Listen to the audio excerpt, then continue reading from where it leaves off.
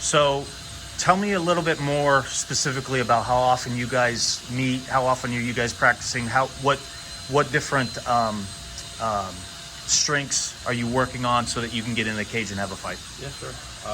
Definitely working on underhooks and overhooks, right? So a lot of the guys, a lot of the techniques that we're starting with is over unders or double unders, and just being comfortable there, keeping our hips in, our weight in, our elbows in, using our head to move and pressure guys, because a lot of that is where these guys have found themselves, right? Watching tapes with them and stuff.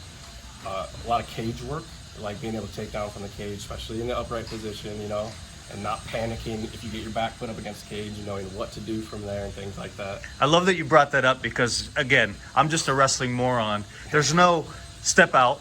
There's no parterre per se. I mean, you would know better than I how to work a stand-up, obviously. But wrestling up against the cage, that's something I'm not familiar with. Yeah. How much difference? Is it a small translation? Is it a lot of work? Is it creating, new habits, getting rid of old habits? How does that work for a fighter? Honestly, when I am put up against the cage, like I've trained a little bit. I'm not a fighter myself, right? So I'm not a pro fighter. I have never taken an MMA fight.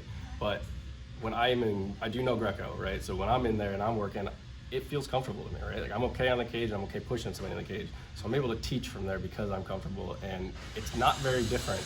Like if I'm a Greco wrestler, it's gonna translate very well for me. So I'm trying to teach that and instill that into these guys so that they can learn this stuff and use it to the best of their abilities.